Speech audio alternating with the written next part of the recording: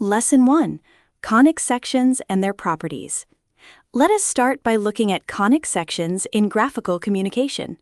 When a right circular cone is cut by a plane, the shape you get depends on the angle of the cut. If the cutting plane is parallel to a generator, or slant edge of the cone, the result is a parabola. Different angles will give you ellipses or hyperbolas. We also classify these curves using a ratio called eccentricity, often denoted by the letter E. For a circle, eccentricity is exactly 0. An ellipse has an eccentricity between 0 and 1. A parabola is exactly 1, and a hyperbola has an eccentricity greater than 1. The focal sphere of a cone is a vital concept here. Constructing the focal sphere helps you find the eccentricity ratio, the directrix position, and the focal points of the resulting conic section. When it comes to drawing these curves, standard methods are based on their specific properties. For example, the intersecting arc method for an ellipse relies on the fact that for every point on the curve, the sum of its distances to the two foci equals the major axis length. For a hyperbola, the absolute difference of these distances equals the transverse axis length. If you are using the auxiliary circles method to draw an ellipse, you will draw major and minor auxiliary circles with diameters equal to the major and minor axes respectively. Then, radial and ordinate transfers from these circles will help you accurately locate the points on the ellipse.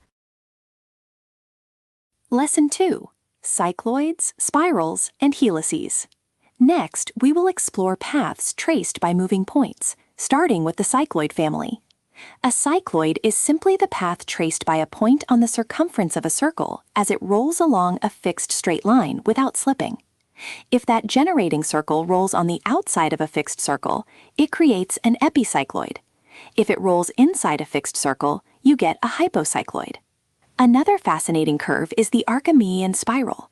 In this spiral, the radius vector increases in direct proportion to the polar angle. This means you have a constant radial pitch per turn.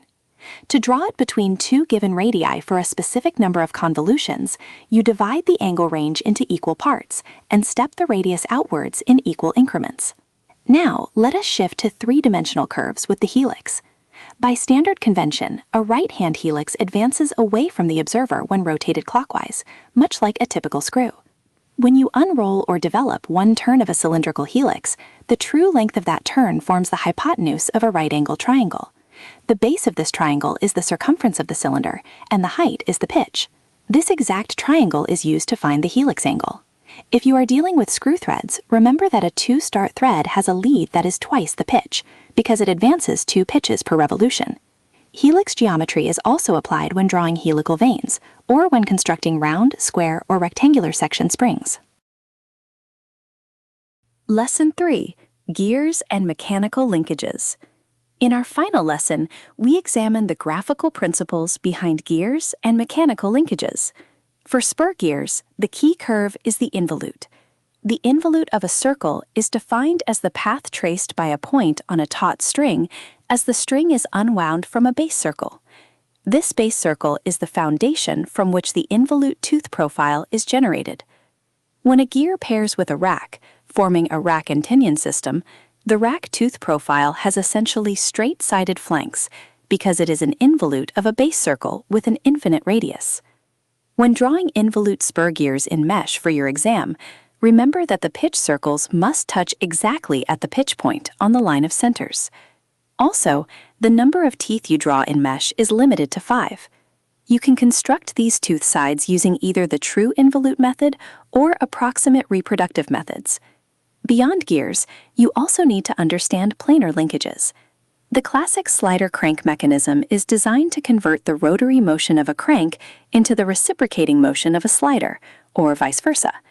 We also study connected cranks, which can be of equal or unequal lengths, to determine the coplanar loci of points and relative motion.